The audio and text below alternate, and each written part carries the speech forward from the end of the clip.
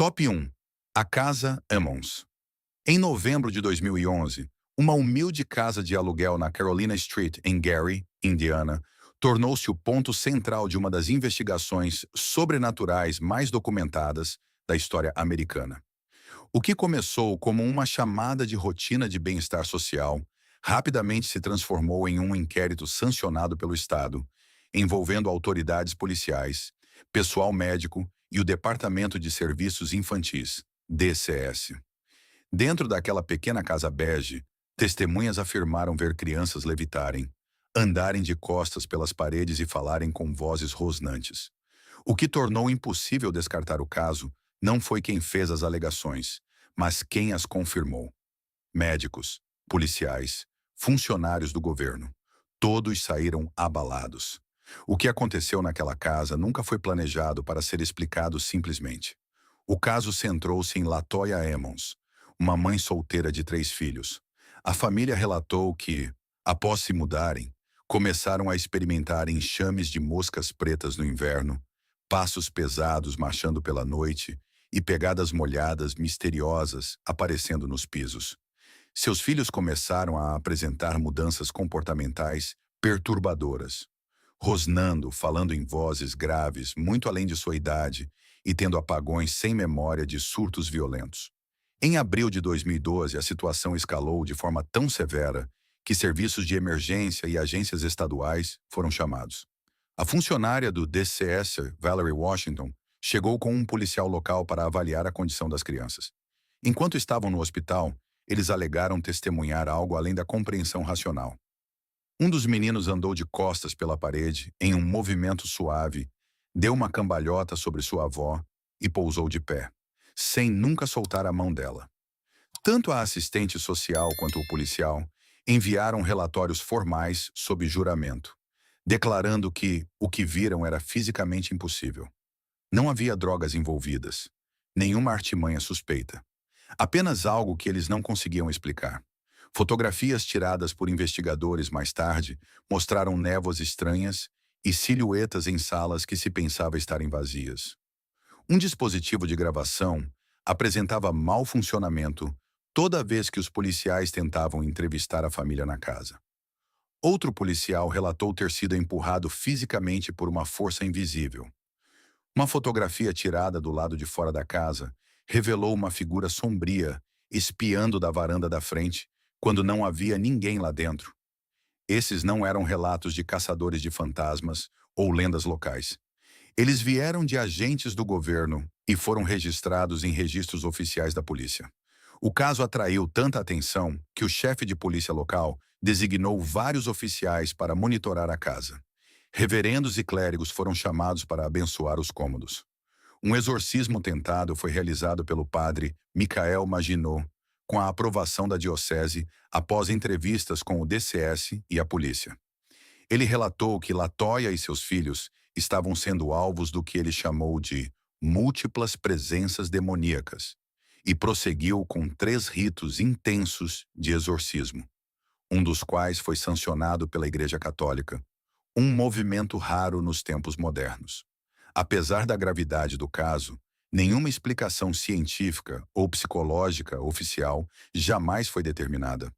O Departamento de Serviços Infantis acabou removendo temporariamente as crianças da casa, não por abuso, mas devido ao que foi termo dano espiritual ambiental. Eventualmente, a família se mudou.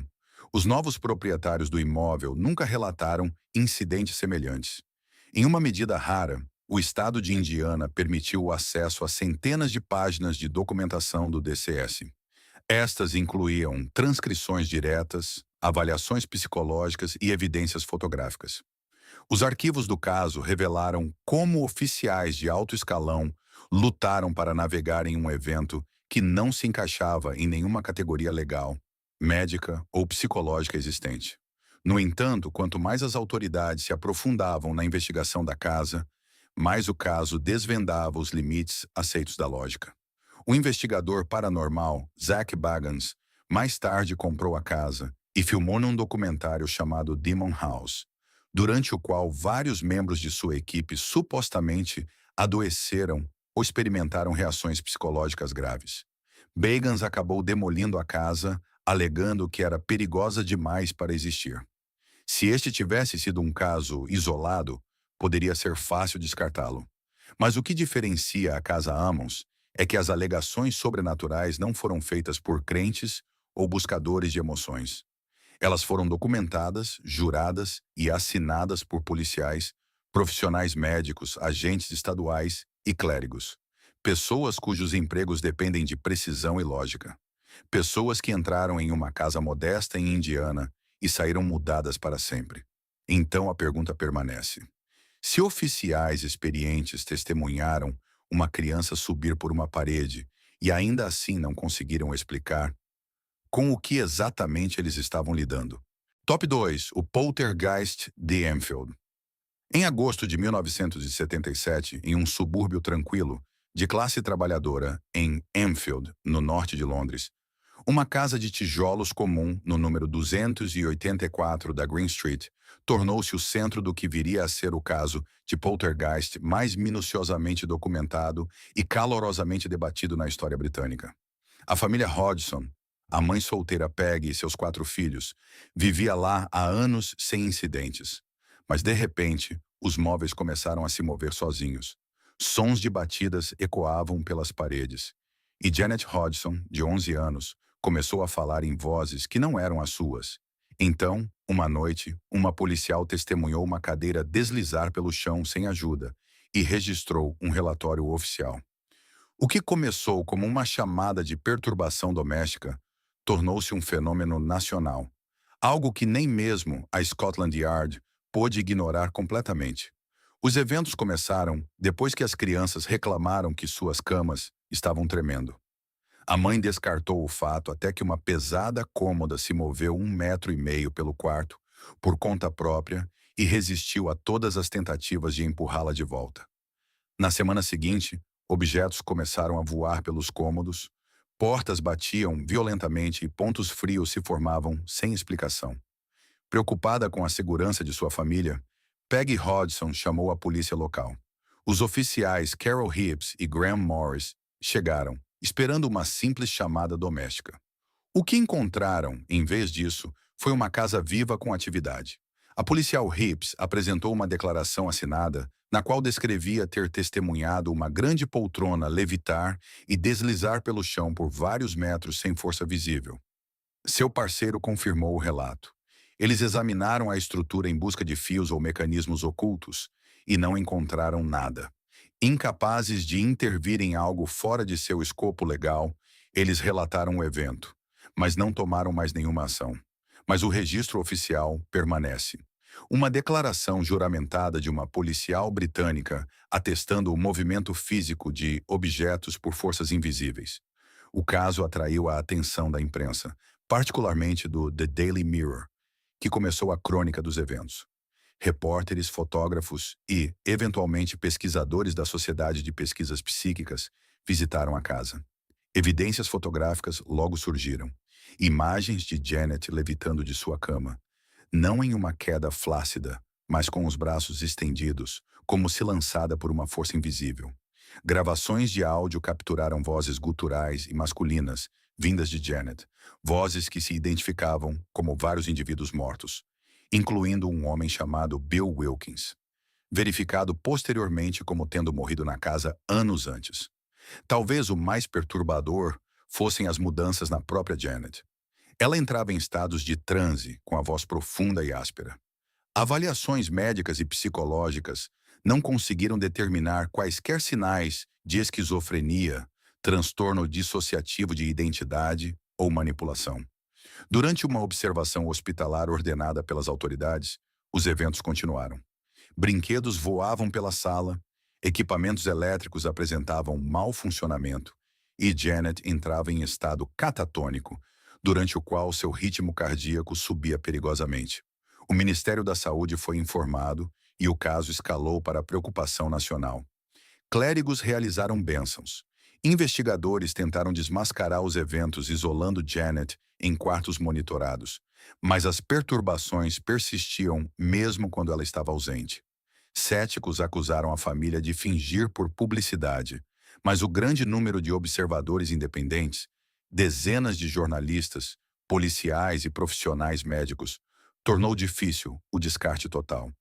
A casa foi monitorada continuamente por mais de um ano. Eventualmente, a atividade diminuiu e a família seguiu em frente. Mas o legado do caso Enfield permaneceu. Foi a primeira e única vez que um policial britânico registrou um relatório oficial confirmando atividade paranormal aparente. A Sociedade de Pesquisas Psíquicas catalogou mais de 2.000 incidentes separados, incluindo levitações, vozes inexplicáveis e objetos voadores. A mídia britânica documentou muito disso em tempo real. Ao contrário da maioria das assombrações, esta veio com testemunhas vinculadas pela lei e pela reputação. O caso Enfield foi desde então dramatizado e ficcionalizado em filmes e documentários, mais notavelmente em Invocação do Mal 2. Mas sob o verniz de Hollywood reside um fato preocupante. Registros policiais oficiais ainda listam a Green Street 284 como o local de uma perturbação física inexplicada. O arquivo nunca foi fechado. Nenhuma prisão. Nenhuma acusação de fraude. Apenas um relato em aberto de algo que desafiou as leis naturais. Então a pergunta permanece. Quando as autoridades documentam o impossível, o ônus da prova muda da testemunha. Para o mundo. Top 3. A assombração dos Smurl. Em 1974, Jack e Janet Smurl mudaram-se para um duplex tranquilo na Chase Street 328, em West Pittston, Pensilvânia, buscando um novo começo após uma inundação devastadora ter destruído sua casa anterior. Mas em poucas semanas, suas vidas mergulharam em uma provação aterrorizante que se estenderia por mais de 13 anos, atraindo a polícia, o clero, psicólogos e, eventualmente, alguns dos investigadores paranormais mais proeminentes da América. Esta não era apenas mais uma história de fantasmas sussurrada pelos vizinhos. Este era um caso tão violento e persistente que chegou aos registros judiciais, transmissões da mídia e registros de exorcismo católico. Os Smurl começaram a notar perturbações sutis, eletrodomésticos da cozinha funcionando mal sem causa, manchas escuras aparecendo e desaparecendo nas paredes, odores fétidos sem fonte discernível. Suas filhas relataram ouvir vozes sussurrantes à noite. Jack foi acordado várias vezes por algo puxando seus lençóis. Conforme os meses passavam, a atividade aumentava. Sons de pancadas vindos de dentro das paredes, arranhões aparecendo em seus corpos e, eventualmente, aparições de corpo inteiro manifestando-se à luz do dia. O que tornava os eventos arrepiantes era sua consistência. No entanto, não importava quantas vezes eles limpassem, consertassem ou rezassem, os fenômenos voltavam mais fortes. Em um dos relatos mais perturbadores, Janet alegou ter sido agredida fisicamente por uma presença invisível. Jack mais tarde narrou uma experiência em que foi imobilizado pelo que descreveu como uma massa negra com um buraco onde deveria estar o rosto. A família recorreu à polícia várias vezes, particularmente depois que os vizinhos começaram a reclamar de ruídos e perturbações estranhas. Policiais visitaram a casa em múltiplas ocasiões, mas não conseguiram encontrar causa natural para o barulho, acessórios quebrados ou correntes de ar inexplicáveis. Nenhuma acusação foi feita, mas relatórios foram registrados. O desespero os levou aos Warren, Ed e Lorraine, os famosos demonologistas também envolvidos nos casos de Amityville e Enfield.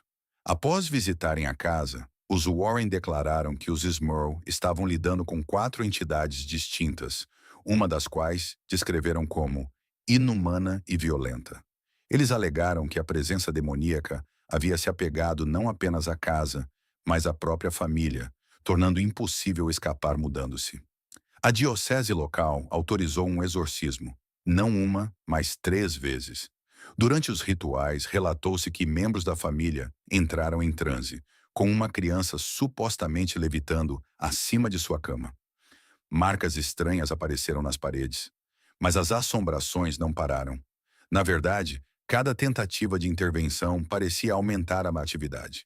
Céticos, incluindo vários psicólogos, sugeriram histeria coletiva ou delírios induzidos por estresse. No entanto, nenhum dos membros da família foi diagnosticado com doença mental, e a atividade foi testemunhada por pessoas de fora da família, incluindo vizinhos e uma enfermeira visitante que fugiu da casa após experimentar o que chamou de uma mão fria agarrando seu pulso. Apesar do debate contínuo, os Smurl passaram em testes de polígrafo e mantiveram suas histórias até o fim. As autoridades locais tornaram-se cada vez mais desconfortáveis com o caso. Policiais se recusavam a ficar na casa por períodos prolongados. Eventualmente, relatórios indicam que a família foi aconselhada por funcionários da cidade a procurar ajuda espiritual. Uma admissão indireta de que as autoridades estavam sem respostas. Os Smurl não eram os únicos sofrendo. Inquilinos do outro lado do duplex começaram a vivenciar eventos semelhantes e se mudaram em poucos meses. Em 1986, a história estourou na imprensa tradicional. Jornais de todos os Arizona publicaram relatos da assombração. Equipes de TV chegaram. A opinião pública se dividiu. Mas uma coisa era certa. Algo estava acontecendo na Chase Street, 328, que ninguém, nem a polícia, nem o clero, nem cientistas, conseguia interromper. Eventualmente, os Smurl mudaram-se. A atividade supostamente diminuiu, mas pequenas perturbações continuaram por anos. A casa foi vendida e posteriormente renovada. Novos residentes ofereceram relatos mistos, alguns negando quaisquer problemas, outros recusando-se a comentar. Mas enterrado nos registros da polícia local, da diocese e nos arquivos de notícias permanece um rastro de assinaturas, declarações e registros de incidentes, apontando para algo muito real, algo que ninguém foi capaz de parar. Se uma assombração forçar a polícia a desviar o olhar, o clero a admitir a derrota e famílias a fugirem de suas próprias casas, então a questão não é se o horror era real, é que tipo de realidade permite que ele persista. Top 4. O apartamento de Vallecas, no outono de 1991, um pequeno apartamento na rua Luiz Marín, no Distrito Operário de Vallecas, em Madrid, tornou-se o epicentro da investigação sobrenatural mais infame da Espanha. O caso acabaria por envolver vários policiais, equipes médicas, assistentes sociais e até promotores estaduais. Todos atraídos por uma assombração tão perturbadora que a propriedade foi finalmente interditada. O que começou como luto privado de uma família enlutada transformou-se em um escândalo nacional após um relatório policial oficial confirmar uma presença violenta dentro do apartamento. Isso não era folclore. Era um confronto documentado com algo que nenhuma lei poderia processar. A assombração começou após a morte de Estefania Gutiérrez Lázaro, uma garota de 18 anos que supostamente teria se envolvido em rituais ocultistas usando uma tábua Ouija caseira com colegas de classe. De acordo com sua família, Estefania começou a sofrer convulsões, alucinações e vozes sussurradas nas semanas seguintes à sessão espírita. Apesar de repetidos exames médicos, nenhum distúrbio neurológico pôde ser encontrado. Então, em agosto de 1991, ela morreu súbita e inexplicavelmente. A certidão de óbito listou parada cardíaca, mas a autópsia observou nenhuma causa detectável. Logo após o funeral de Estefania, a família relatou atividades bizarras no apartamento. Portas batiam sem aviso. Vozes sussurrantes ecoavam de quartos vazios. Fotografias de Estefania deformavam-se, com seus rostos queimados ou riscados. Um momento particularmente arrepiante ocorreu quando o crucifixo da família foi encontrado retorcido, com sua figura invertida contra a parede. Mas as coisas ficaram mais sombrias quando os filhos restantes foram acordados por figuras sombrias, paradas ao pé de suas camas, sussurrando o nome de sua irmã. Aterrorizada, a família Gutiérrez contatou a polícia. O inspetor José Pedro Negri e 3 colegas chegaram ao local. Esperando uma perturbação doméstica ou trote, eles entraram cautelosamente. O que se seguiu os abalou profundamente. Em seu relatório oficial, os policiais documentaram pontos frios repentinos, ruídos impossíveis de rastrear e um estrondo alto que se originou de dentro de um armário selado. Um guarda-roupa pesado abriu-se com tal força que um policial cambaleou para trás. Um crucifixo supostamente se soltou da parede e caiu a vários metros de distância, enquanto eles observavam. O detalhe mais condenatório: os policiais encontraram arranhões profundos em uma porta de madeira trancada, sem evidências de adulteração. A família insistiu que ninguém a havia tocado. Os policiais examinaram a porta em busca de truques ou ferramentas externas. Nada. Eles foram incapazes de explicar os arranhões. Nem conseguiram explicar o súbito aparecimento de tontura, náusea e desorientação sentidas por 2 membros da unidade enquanto estavam no antigo quarto de Estefania. O relatório oficial, datado de novembro de 1992, inclui a frase: "Não conseguimos encontrar uma explicação natural para estes eventos." O caso chamou a atenção da mídia estatal e de jornalistas investigativos. Céticos acusaram a família de explorar a morte da filha. Mas o relatório policial permaneceu intacto. Um raro reconhecimento pelas autoridades policiais de um evento inexplicado e possivelmente sobrenatural.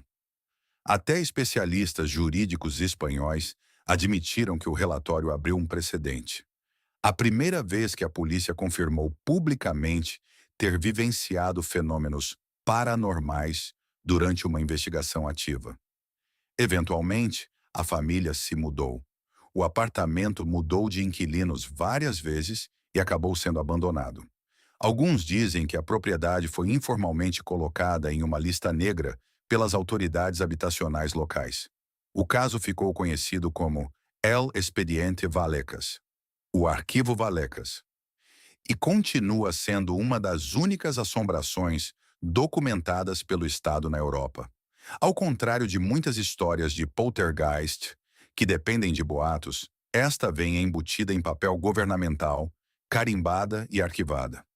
Uma única linha do relatório continua a ressurgir nos círculos paranormais espanhóis. As testemunhas são consideradas credíveis e os eventos são considerados reais, embora inexplicados. Se a própria lei, construída sobre a razão e a evidência, reconhece uma assombração, o que isso diz sobre os limites da lei e da realidade? Top 5. A Casa Perron. Em janeiro de 1971, Roger e Carolyn Perron mudaram-se para uma extensa fazenda do século XVIII em Harrisville, Rhode Island, junto com suas 5 filhas. A casa, localizada em um terreno de 200 acres e conhecida historicamente como a Propriedade Arnold, mantinha-se de pé há séculos e carregava um passado tão sombrio quanto seus corredores de madeira rangentes. O que os Perron encontraram ao longo da década seguinte se tornaria uma das assombrações mais infames da história americana, inspirando eventualmente o filme de Hollywood Invocação do Mal. Mas sob a dramatização reside uma realidade perturbadora. Múltiplas visitas de autoridades policiais, repetidos relatos registrados com o clero local e a eventual intervenção dos demonologistas Ed e Lorraine Warren, todos tentando parar algo que se recusava a ser explicado ou exorcizado. Tudo começou com ocorrências menores. Correntes de ar geladas, o som de vozes distantes e o fedor inconfundível de carne podre que vinha e ia aleatoriamente. Portas fechavam sozinhas, vassouras moviam-se pelos cômodos sem contato humano e as crianças reclamavam de sussurros na noite. Carolyn encontrava montes de terra em cômodos que acabara de limpar. Luzes piscavam, apesar da fiação atualizada. A família tentava racionalizar tudo, mas logo o fenômeno tornou-se físico. Os Perron relataram ter sido empurrados, arranhados e imobilizados por forças invisíveis. Uma filha acordou e encontrou sua cama levitando. Outra viu uma mulher vestida de cinza parada sobre ela, pronunciando palavras que ela não conseguia ouvir. Carolyn foi quem mais sofreu. Descreveu a perda de horas de memória, acordando em partes desconhecidas da casa e sendo dominada por uma força externa que parecia visar especificamente a ela. À medida que as perturbações se intensificavam, Carolyn começou a pesquisar a história da casa. O que ela encontrou foi profundamente perturbador. A propriedade estivera na mesma família por gerações e estava ligada a múltiplos suicídios, afogamentos e assassinatos. Um nome surgia repetidamente: Bathsheba Sherman, uma mulher que boatos diziam estar envolvida com o ocultismo, acusada de matar seu filho pequeno nos anos 1800. Embora nunca condenada, a lenda dizia que ela amaldiçoou a terra antes de sua morte. A cronologia da vida de Bathsheba alinhava-se sinistramente com a energia violenta que a família descrevia. Incapazes de lidar com a situação, os Perron procuraram padres locais. Eles realizaram bênçãos, mas nada mudou. A família então contatou Ed e Lorraine Warren, que visitaram a casa várias vezes. Lorraine relatou sentir uma presença malévola e antiga e identificou Bathsheba como a entidade que assombrava o lar. Durante uma sessão, Carolyn supostamente levitou e foi arremessada pelo quarto.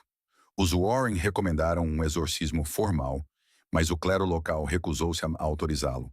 Enquanto isso, a polícia foi convocada mais de uma vez devido a perturbações relatadas. Policiais registraram membros da família em estados de medo extremo, ferimentos sem causa clara e objetos em desordem sem sinais de invasão. Eles nunca fizeram acusações criminais, mas deixaram claro em seus relatórios que algo além de uma perturbação doméstica estava ocorrendo. Quando questionado, um policial teria declarado: "Não há nada para prender aqui, mas não coloco mais os pés naquela casa." Os Perron suportaram a assombração por quase 10 anos. Eles não tinham condições financeiras para se mudar e poucos acreditavam em seus relatos. Eventualmente, no início dos anos 1980, eles deixaram a propriedade. Os novos proprietários que os sucederam negaram qualquer atividade sobrenatural, embora alguns supostamente tenham quebrado seus contratos de aluguel precocemente sem explicação. Apesar das décadas passadas, os registros policiais originais e os arquivos detalhados do caso dos Warren permanecem. Lorraine Warren defendeu a legitimidade do caso até sua morte. Múltiplos membros da família Perron descreveram independentemente os mesmos eventos, nunca buscando ganho financeiro, apenas compreensão. Se várias crianças, pais, policiais e investigadores profissionais descrevem a mesma força inexplicável e nenhum deles se retrata, então em que ponto a descrença torna-se uma forma de negação? Top 6. O Poltergeist de Bridgeport. Em novembro de 1974, o bairro residencial tranquilo da Lindley Street, em Bridgeport, Connecticut, explodiu em caos.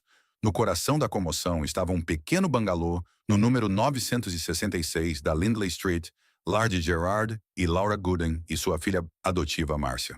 O que começou como perturbações domésticas estranhas escalou para um dos casos de poltergeist mais pesadamente documentados e divulgados na história americana.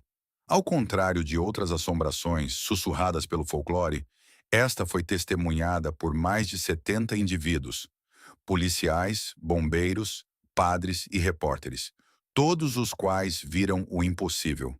O que aconteceu naquela casa não foi uma ilusão, foi oficial. A atividade começou com batidas, sons de arranhões dentro das paredes e o gato da família, chamado Sam, supostamente falando com vozes humanas, xingando a família em um tom rouco. Aparelhos elétricos ligavam e desligavam sem aviso.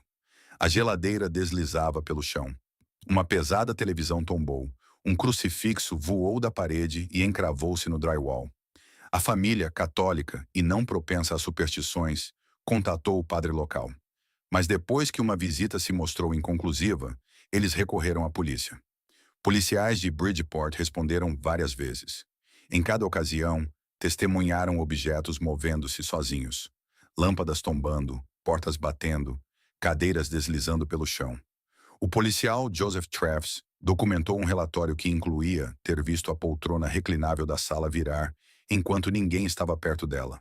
Mais de uma dezena de membros das forças de segurança assinaram declarações verificando o que viram. No entanto, nada podia ser explicado por causas naturais. Não houve terremotos, nenhuma falha elétrica, nenhuma pegada, nenhum suspeito. A notícia das perturbações chegou aos repórteres locais, que foram convidados a entrar na casa. Logo, equipes de televisão e jornalistas chegaram. Um repórter do The Bridgeport Post capturou uma fotografia de uma pequena mesa de canto flutuando no ar. Bombeiros tentando estabilizar a estrutura relataram ferramentas desaparecendo de seus kits e reaparecendo em outros lugares da casa. A polícia isolou o quarteirão devido ao tamanho da multidão. Em certo momento, mais de 2.000 pessoas se reuniram do lado de fora, esperando vislumbrar a casa que revidava. Os Warren, Ed e Lorraine foram chamados para investigar. Lorraine afirmou que a entidade não era um fantasma, mas uma força demoníaca tentando imitar o comportamento de um poltergeist. Sua análise coincidia com o que outros haviam relatado.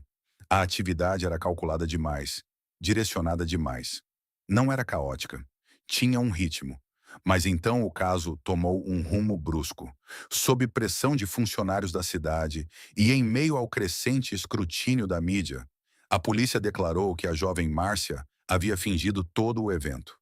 Ela foi brevemente detida e a investigação foi encerrada. Céticos agarraram-se à reviravolta como prova de que tudo fora uma farsa.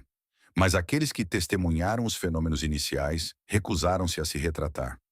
O policial Travis declarou mais tarde: "O que eu vi não poderia ter sido feito por uma garotinha. Eu sei o que vi." Bombeiros entrevistados anos depois também confirmaram que muitos dos incidentes ocorreram quando Marcia estava na sala. O autor investigativo William Joy Hall obteve posteriormente dezenas de relatórios policiais originais e cruzou as declarações das testemunhas. Os cronogramas não se alinhavam com a narrativa da farsa. Alguns dos incidentes mais dramáticos aconteceram quando Marcia estava fora ou à vista total dos policiais. Apesar disso, o caso foi efetivamente enterrado. O interesse da mídia evaporou. A família recusou novas entrevistas. A casa foi vendida discretamente e os novos proprietários nunca falaram publicamente. Mas o estrago permaneceu, não apenas para os Gooding, mas para a credibilidade dos mais de 70 profissionais que ousaram dizer que viram o inexplicável.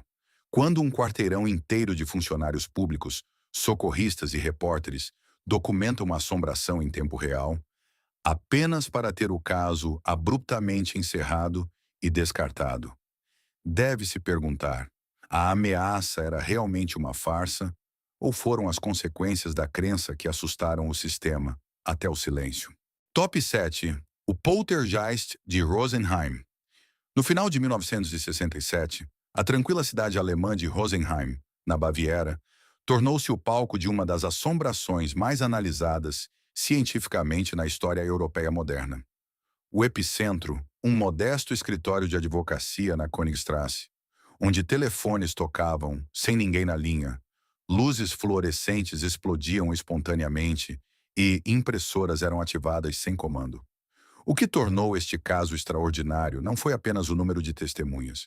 Foi o fato de que a investigação foi liderada não por caçadores de fantasmas, mas por físicos, engenheiros e pela polícia. Quando as leis naturais começaram a falhar em uma sala construída para a lógica jurídica, a linha entre a ciência e a superstição colapsou. As perturbações começaram sutilmente.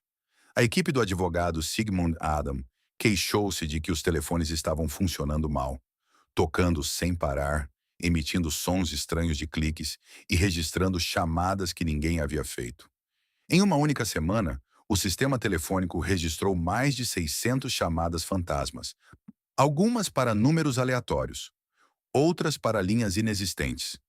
Técnicos da companhia telefônica local foram enviados. Eles substituíram cabos, interruptores e circuitos.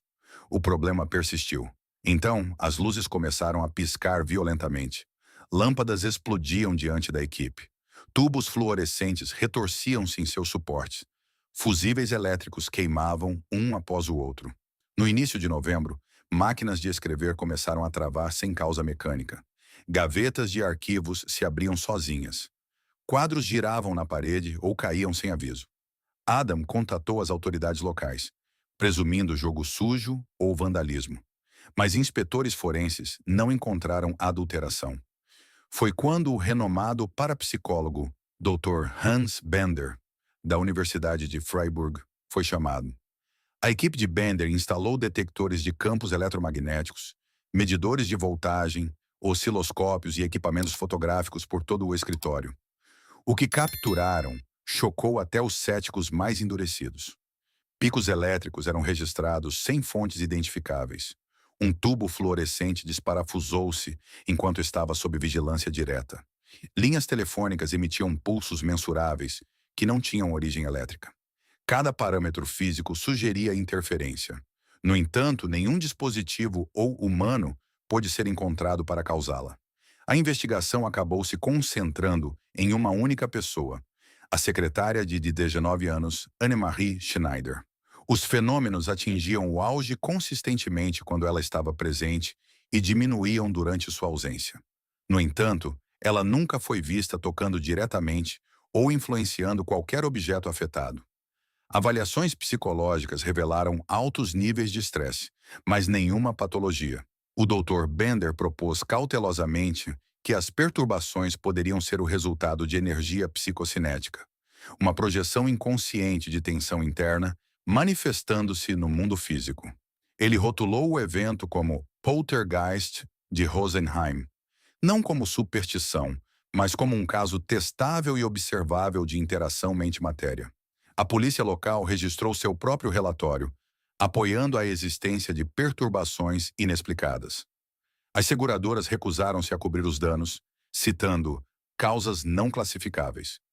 O caso foi posteriormente publicado em revistas científicas, tornando-se o primeiro caso de poltergeist a aparecer na literatura acadêmica tradicional, com dados de nível laboratorial.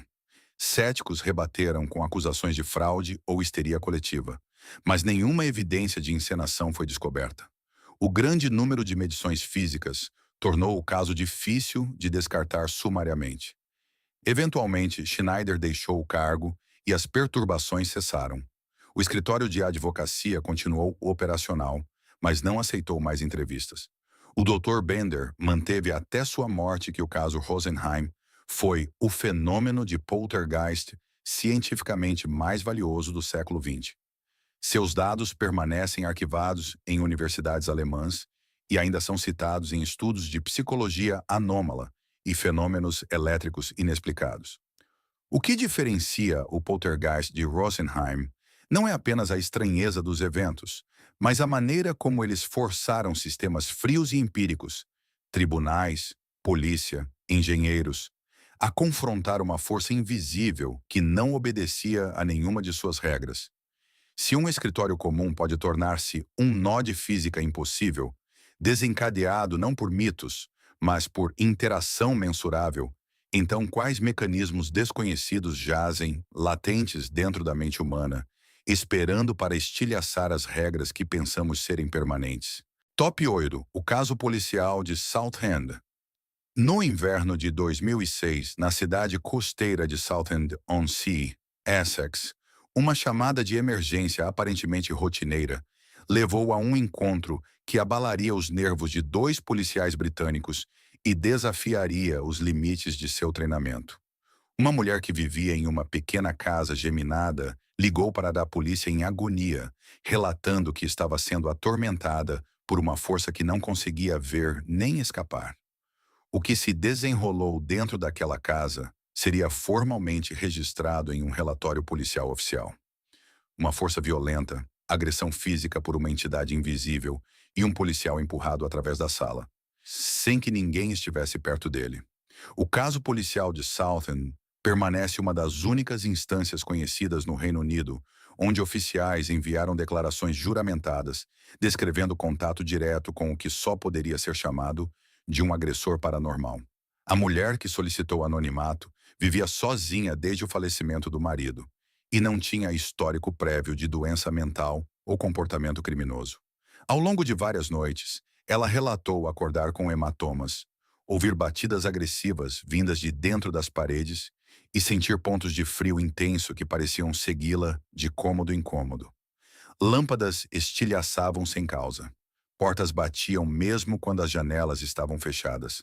No terceiro incidente, ela estava apavorada demais para dormir e ligou para os serviços de emergência, temendo estar sendo atacada por um intruso.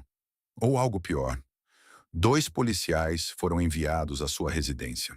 A vistoria inicial não revelou nada incomum, sem sinais de invasão, sem danos visíveis. Mas quando entraram na sala de estar, a temperatura caiu drasticamente. Um policial relataria mais tarde uma súbita pressão contra seu peito e ombro. Momentos depois, ao se aproximar de um canto da sala, ele foi lançado para trás por vários metros, atingindo a parede. Seu parceiro, parado a poucos metros atrás dele, testemunhou o evento sem explicação. Não havia fios, nem atacantes, nem objeto físico em contato com o oficial. Abalados, mas compostos, os policiais registraram um relatório na delegacia. O relatório afirmava especificamente que a causa do empurrão físico era desconhecida e não atribuível a nenhuma ameaça visível. O caso foi encaminhado internamente, mas nenhuma outra ação foi tomada. Quando questionado pela mídia local sobre o relatório, que havia vazado por canais não oficiais, o Departamento de Polícia deu uma resposta concisa. Investigamos todas as chamadas de emergência seriamente. Nenhuma acusação foi feita e nenhum suspeito foi identificado. A notícia espalhou-se rapidamente. Jornais locais apelidaram-no de o Poltergeist de Southend. Investigadores paranormais chegaram à área, tentando entrevistar a mulher e reconstruir os eventos daquela noite. A maioria foi recusada. A proprietária mudou-se em poucas semanas, citando medo persistente e privação de sono. A casa permaneceu vazia por meses antes de ser vendida discretamente. Declarações de policiais aposentados deram peso ao evento. Um dos policiais envolvidos, falando extraoficialmente anos depois, disse: "Enfrentei suspeitos armados, violência doméstica, tumultos. Nada se compara a entrar em uma sala silenciosa e sentir algo que você não pode ver te empurrar como se quisesse que você fosse embora." Céticos argumentaram que estresse, má iluminação ou mesmo vertigem poderiam explicar o evento. Mas essas teorias ruíram diante da descrição do relatório. O policial não caiu ou tropeçou. Ele foi lançado lateralmente, com força. Seus ferimentos, embora leves, eram consistentes com um impacto súbito. Não houve gatilhos ambientais e ambos os policiais foram testados para drogas ou anomalias médicas. Nada foi encontrado. Até hoje, o Departamento de Polícia de Southend nunca retratou oficialmente o relatório do incidente. Ele permanece nos arquivos internos, uma anomalia silenciosa em um sistema de causa e efeito racional de outra forma ordenado. Quando os protetores da lei e da ordem encontram um inimigo que não pode ser algemado, acusado ou explicado, a questão não é se um crime ocorreu, mas se algo mais antigo que a lei decidiu nos lembrar que ainda existe. Top 9. O fantasma de Guira. Em abril de 1921, na pacata cidade rural de Guira, Nova Gales do Sul, Austrália, uma pequena casa de tábuas tornou-se o cenário de um mistério que dominaria as manchetes de todo o país. A família Bowen, que morava lá, alegava que sua casa estava sob cerco. Não por criminosos ou animais, mas por uma força que podia lançar pedras, martelar paredes e falar em sussurros por trás de portas fechadas. A história atraiu um escrutínio público e oficial tão intenso que acabou envolvendo a polícia local, investigadores estaduais e até membros do parlamento. Ficaria conhecido como o Fantasma de Guirá, um dos primeiros incidentes de poltergeist oficialmente reconhecidos no Hemisfério Sul. Tudo começou em uma noite tranquila, quando grandes pedras atingiram o telhado da casa dos Bowen com uma força alarmante. A família correu para fora, mas não encontrou ninguém. Na noite seguinte, os ataques recomeçaram. Desta vez, pedras atravessaram janelas e batidas pesadas vibraram nas paredes. A família contatou a polícia local, que chegou rapidamente e revistou a propriedade. Nenhum intruso foi encontrado. Mas quando os policiais permaneceram no local na noite seguinte, as pedras caíram novamente, desta vez a centímetros deles. Eles vasculharam as terras ao redor com lanternas, postaram guardas e até chamaram reforços. Ainda assim, o fenômeno continuou.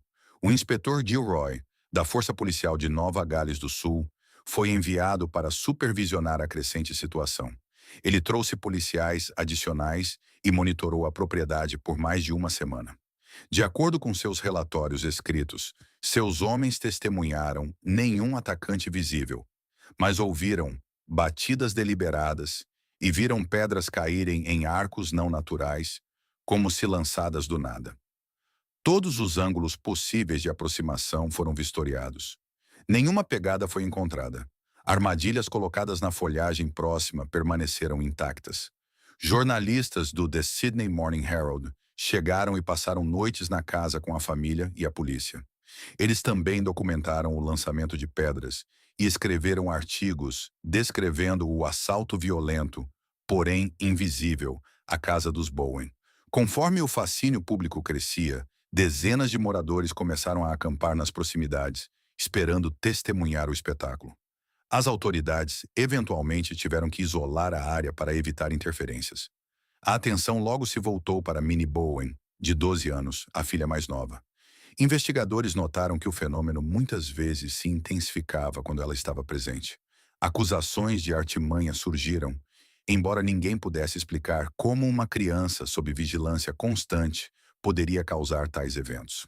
Teóricos paranormais da época especularam sobre projeção telecinética inconsciente, um conceito que apenas começava a entrar no discurso público. Minnie foi temporariamente realocada para uma cidade próxima. Por 2 noites, a casa ficou em silêncio. Mas na terceira noite, as batidas voltaram, desta vez mais altas, mais caóticas. Quando questionada pelas autoridades, Minnie negou qualquer decepção em prantos. Seus pais, profundamente religiosos, proibiram-na de se envolver em qualquer travessura, e nenhuma evidência jamais surgiu para provar uma farsa. Em um movimento raro e controverso, a polícia emitiu uma declaração dizendo que, embora não pudesse provar o envolvimento sobrenatural, os fenômenos eram fisicamente reais e inexplicáveis por meios conhecidos. Eventualmente, a atividade diminuiu. A família Bowen permaneceu na casa, embora tenha recusado novas entrevistas. A polícia nunca reabriu a investigação, citando a falta de elementos criminais. Mas o caso continuou sendo referenciado em debates parlamentares como um exemplo de recursos oficiais sendo direcionados a uma questão de origem inexplicável.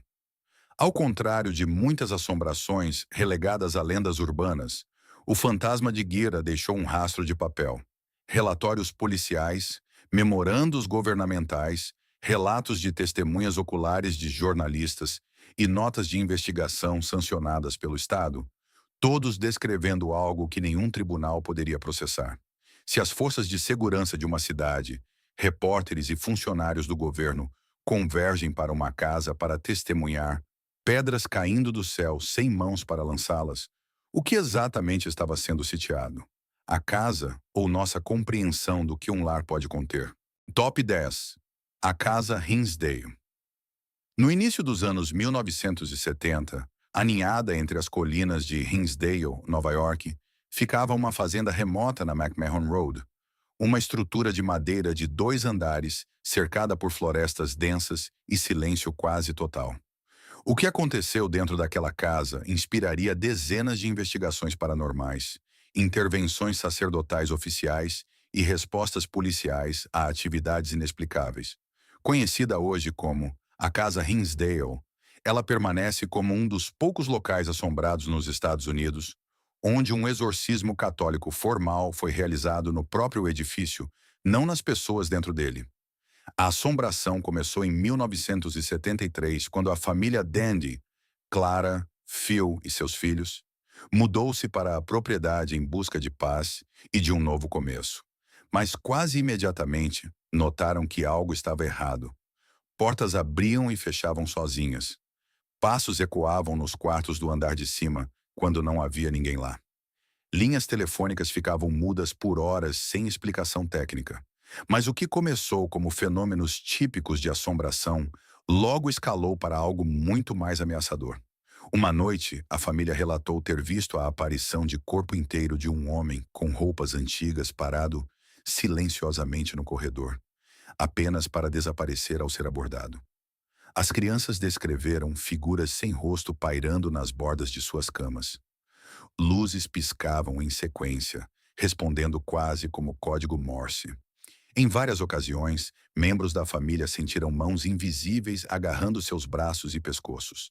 Uma filha teve uma convulsão após alegar que algo havia entrado em seu quarto e sussurrado em seu ouvido. Conforme as perturbações tornavam-se violentas, a família contatou as autoridades locais. Policiais foram enviados várias vezes para responder ao que acreditavam ser chamados de invasores ou intrusões. A cada vez, não encontravam evidências de entrada forçada, mas vários policiais descreveram sentir náuseas, tonturas e uma sensação de estar sendo observado enquanto estavam dentro da casa. Seus relatórios não documentaram atividade criminal, mas reconheceram as estranhas e repetidas perturbações. Desesperados por ajuda, os Dandy contataram o padre Alphonsus Strabod, um padre católico da vizinha Universidade de St. Bonaventure, com experiência em exorcismos e investigações espirituais. O padre Trabold visitou a casa várias vezes e realizou um exorcismo completo na propriedade. Um rito incomum e sério que normalmente requer aprovação em nível de Vaticano. De acordo com suas notas escritas, objetos levitaram, sombras inexplicáveis moveram-se ao longo das paredes e, em certo ponto, uma cruz fixada na parede girou de cabeça para baixo enquanto ele recitava orações. Apesar do exorcismo, a atividade persistiu. O padre Trabold acabou aconselhando a família a se mudar permanentemente. Os Dandy, exaustos e financeiramente esgotados, obedeceram. A casa permaneceu vazia por anos, mas moradores locais continuaram a relatar ouvir cânticos vindos da floresta, ver luzes piscando nas janelas e figuras sombrias caminhando pelo corredor do segundo andar. Investigações posteriores por várias equipes paranormais, incluindo equipes de televisão, produziram leituras estranhas de EMF, fenômenos de voz não graváveis e mau funcionamento de vídeo no momento de atividade intensa. Vários pesquisadores abandonaram seu trabalho no meio do caminho, citando condições hostis dentro da casa. Alguns alegaram que foram seguidos até suas casas pela entidade, vivenciando atividades em seus próprios lares dias após partirem. Ao contrário de muitas histórias de assombração, o caso Hinsdale é apoiado por um rastro de relatórios policiais, documentação sacerdotal e testemunhos consistentes de testemunhas não aparentadas. Os eventos não são incidentes isolados, mas um fenômeno contínuo de décadas que continua a afetar qualquer pessoa que entre na propriedade. Hoje a casa é de propriedade privada e mantida como um local de pesquisa paranormal. Os visitantes devem assinar termos de responsabilidade, reconhecendo o histórico de assombrações violentas, e são proibidos de dormir no local sem aprovação. Apesar de múltiplos rituais de limpeza, a atmosfera interna permanece opressiva. Passos ainda ecoavam quando os quartos estão vazios. Luzes piscam em padrões. E a floresta, silenciosa durante o dia, ganha vida à noite com sussurros em línguas que ninguém consegue identificar. Quando até um padre declara uma casa perigosa demais para humanos e os relatórios policiais reconhecem discretamente eventos que não conseguem explicar, a assombração não pertence mais à superstição. Ela torna-se um fato arquitetônico. Estas 10 assombrações não são tecidas a partir de lendas urbanas ou histórias de fantasmas transmitidas. Elas estão entrelaçadas em relatórios policiais, arquivos governamentais, avaliações psicológicas, documentação forense e testemunhos juramentados. Elas carregam a marca fria de carimbos de autoridades policiais e formulários médicos, não os exageros dos mitos. Analisado separadamente, cada caso pode ser visto como uma anomalia bizarra, mas juntos, eles expõem um padrão perturbador, um modelo de encontros tão consistentes, tão minuciosamente documentados, que suas implicações exigem mais do que descrença. Estas não são apenas histórias de famílias assustadas ou casas que rangem. São incidentes que forçaram a intervenção de sistemas inteiros, departamentos de polícia, agências estaduais, hospitais, igrejas. Esses sistemas foram construídos para categorizar, controlar e resolver crises humanas, e, no entanto, em todos os casos, eles recuaram. As assombrações superaram seus protocolos, resistiram à categorização e permaneceram ativas mesmo sob escrutínio científico ou religioso. O que é mais assustador É a maneira como esses fenômenos foram tratados em última análise. Não resolvidos, mas contidos, silenciados ou ignorados. Testemunhas foram transferidas, arquivos foram fechados, relatórios foram arquivados sem acompanhamento. Em vários casos, as estruturas foram demolidas. No entanto, não porque a assombração tenha sido refutada, mas porque ninguém conseguia explicá-la. E nenhum sistema queria admitir que não podia. Essas assombrações não apenas desafiaram a compreensão, elas expuseram a fragilidade das estruturas nas quais confiamos para nos dizer o que é real.